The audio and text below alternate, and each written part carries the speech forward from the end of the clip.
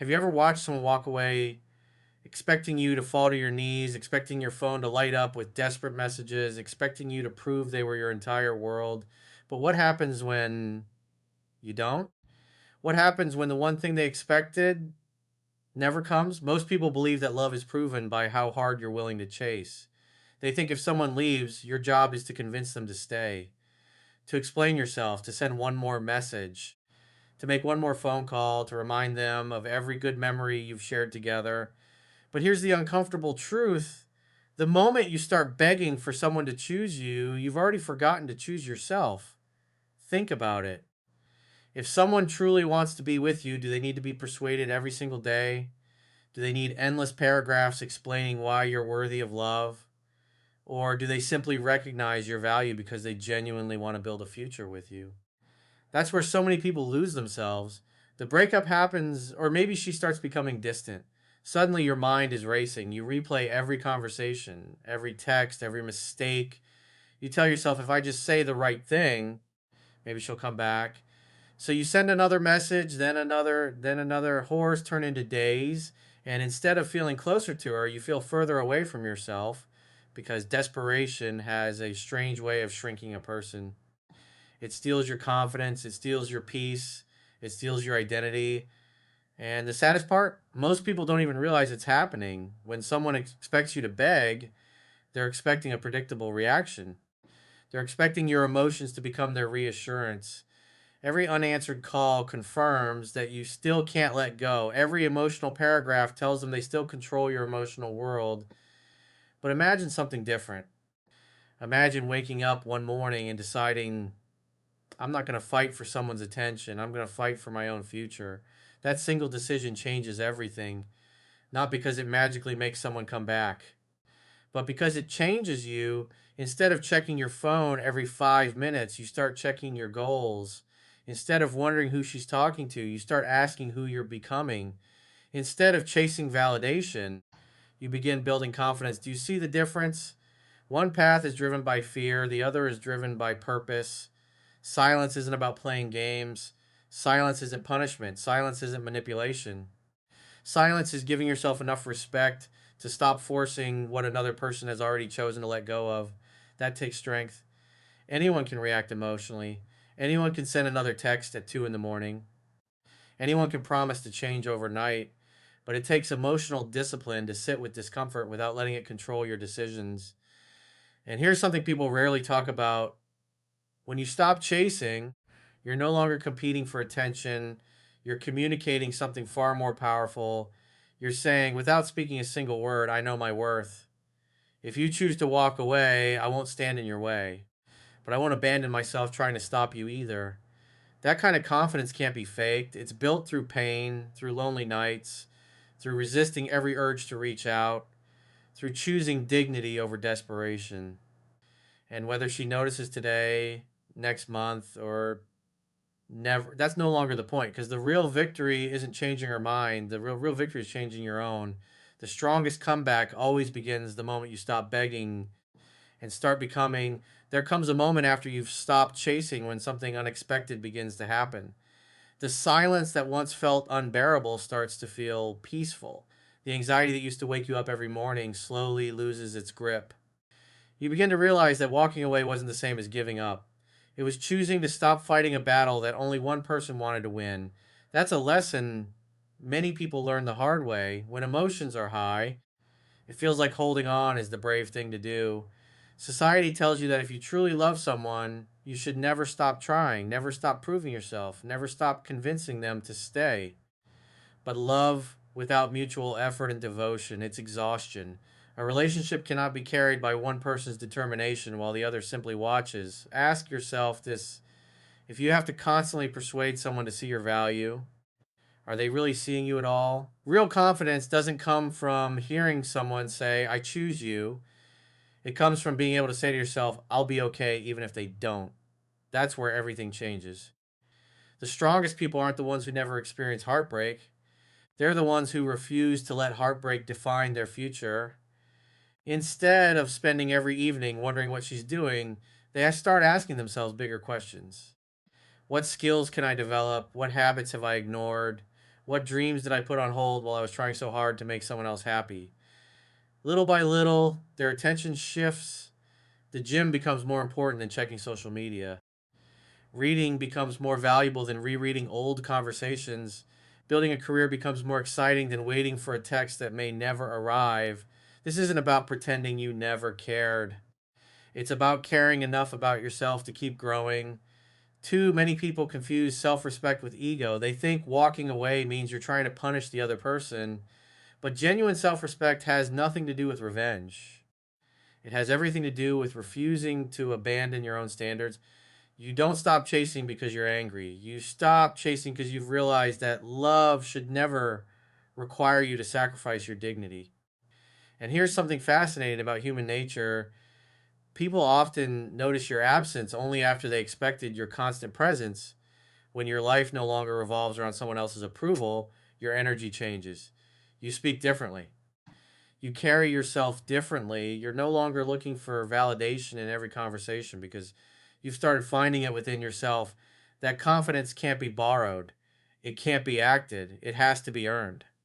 It comes from keeping promises to yourself, from waking up on difficult mornings and still moving forward, from resisting the temptation to reopen doors that repeatedly brought you pain, from understanding that your worth was never determined by one person's ability to recognize it, because the truth is, the right relationship doesn't require you to shrink yourself just to keep someone comfortable. It inspires both people to grow together. And if someone walks away because you refuse to beg, let them, because the version of you that's being built through discipline, purpose, and self respect is worth far more than the approval you were once chasing. The greatest comeback begins the day you stop chasing someone else and start investing in the person you'll become. Now, something interesting begins to happen. Not because you're trying to make it happen, but because you've genuinely changed. The person who once was waited by the phone is no longer waiting. The person who measured every day by whether a message arrived has started measuring life by personal progress instead. And that's often the moment the other person notices something is different. People become comfortable with patterns. If someone believes you'll always chase, they'll expect another text. If they believe you'll always apologize first, they'll expect another apology. If they believe you'll always be available, they'll assume you'll still be there tomorrow. But when that pattern quietly disappears, curiosity often takes its place. They begin asking questions they never had to ask before. Why hasn't he reached out? Why does he seem so calm? Did he finally move on? What changed? Notice something important here. The power isn't in trying to create those questions. The power comes from no longer organizing your life around someone else's answers. That's the difference between pretending to move on and actually moving forward. Many people make the mistake of acting indifferent. They post things hoping someone will notice. They want every picture, every story, every success to send a hidden message. But deep down, they're still seeking the same validation. Real growth doesn't need an audience. Real confidence doesn't need applause. When your transformation is genuine, it shows in ways that can't be staged.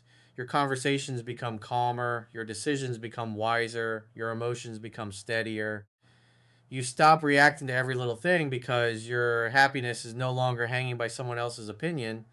Think about someone who is constantly climbing a mountain. At first, they're looking back every few steps to see who's watching, but eventually they become so focused on reaching the top that they forget to look behind them. That's what real growth feels like. You stop asking, do they miss me? And you start asking, am I becoming the person I promised myself I would become? That's a far more powerful question. Ironically, confidence becomes most attractive when it isn't being used as a strategy, when someone sees you're smiling again, working toward meaningful goals, surrounded by positive people, living with purpose instead of resentment. They don't just notice your absence, they notice your evolution. And people naturally become curious about what they no longer understand. But don't misunderstand this. Curiosity is not a guarantee that someone will return. Sometimes they do, sometimes they don't. Your peace cannot depend on either outcome, because if your happiness depends on whether another person comes back, you're still giving them control over your emotional life. The goal was never to make someone regret losing you. The goal was to become someone who no longer regrets losing themselves. That's a completely different mindset. The strongest comeback isn't proving someone wrong. It isn't making them jealous. It isn't making them chase. It's reaching a place where your confidence comes from your character, not from someone else's attention. And when that happens, something remarkable changes inside you, whether they reach out tomorrow, next month, or never at all. Your life continues moving forward. You no longer need closure from another person because you've created it through your own growth. And that's when your comeback becomes real, because the moment you stop living, you noticed, you become impossible to ignore. And then one day your phone lights up. Maybe it's a simple, hey, maybe it's, I've been thinking about you. Maybe it's a message that begins as if nothing ever happened. For a moment, your heart races. Every memory comes flooding back. The person you once thought about every day is suddenly standing at the door again. This is where most people make the biggest mistake. They believe that because someone came back, everything has changed. But has it? That's the question emotionally mature people learn to ask before opening the door again. A comeback is not proof that the relationship is now healthy.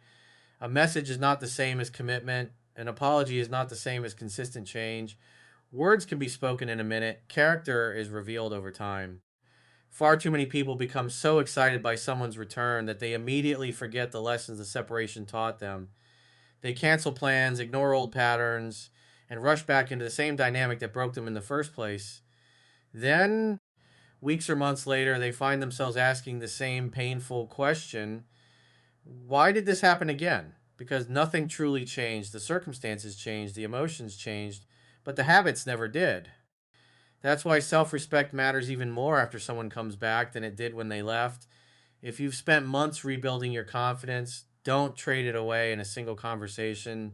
Stay calm, stay grounded, stay observant. Don't feel pressured to make a decision overnight.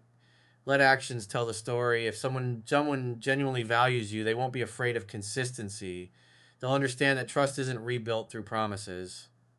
It's rebuilt through repeated behavior over time. Think of trust like a bridge. If the bridge collapses once, you don't drive across it the next morning just because someone says they've fixed it.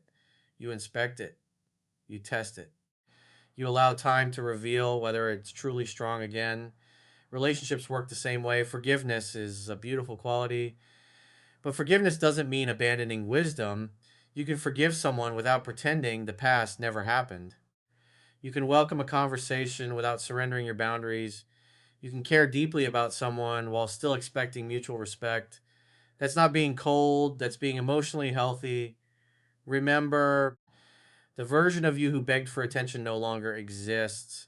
The version of you who believed love meant sacrificing your dignity has been replaced by someone stronger, someone calmer, someone who understands that healthy love is built on mutual effort, not emotional pressure.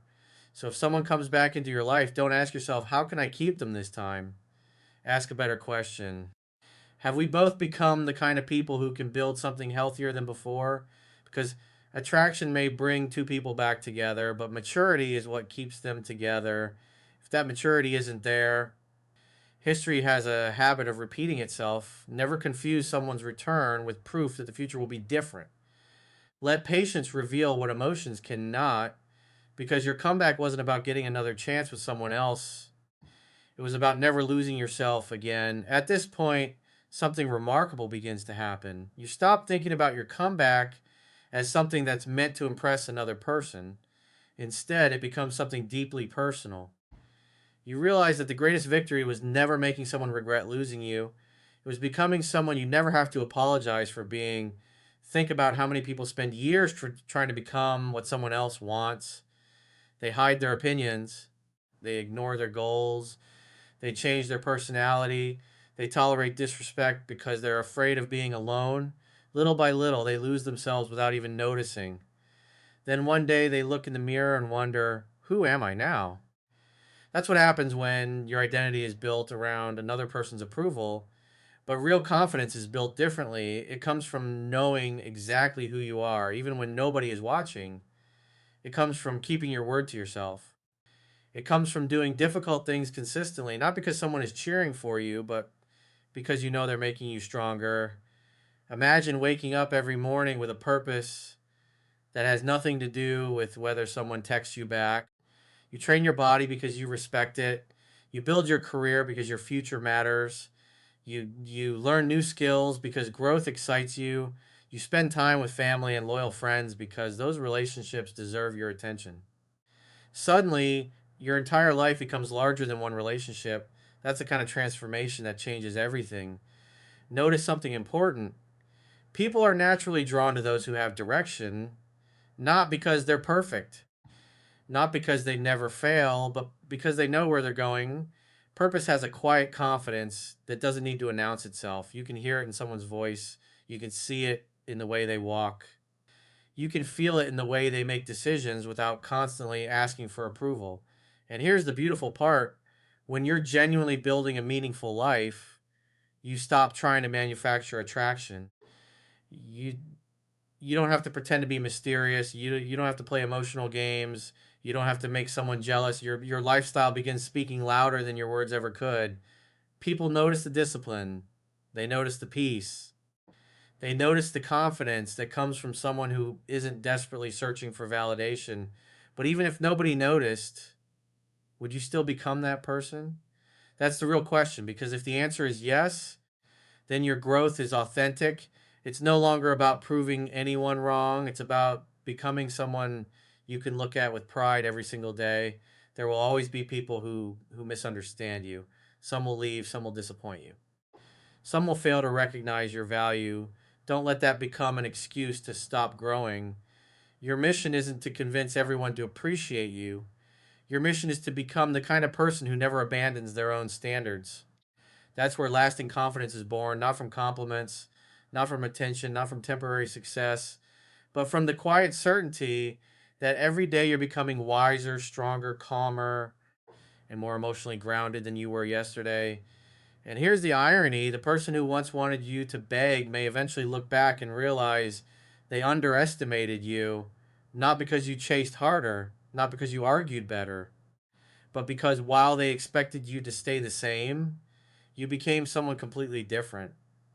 That's the comeback no one can take away from you, because the most attractive version of yourself is the one you built for your own future, not for someone else's approval. As you look back on everything you've been through, one truth becomes impossible to ignore. Your greatest strength was never in making someone stay. It was discovering that you could still stand tall even when they chose to leave. That's real freedom. When your happiness depends on one person, fear controls your decisions. But when your happiness comes from your values, your purpose, and your self respect, no one has the power to shake your foundation. Maybe she'll come back, maybe she won't. Both are possible, but neither outcome should determine your future, because the goal was never to win someone back at any cost. The goal was to become the kind of person who refuses to lose themselves for love. One day, someone may look at your life and wonder how you became so calm, so confident, and so unshaken. They won't see the lonely nights, the difficult choices, or the discipline it took to stop chasing what wasn't choosing you.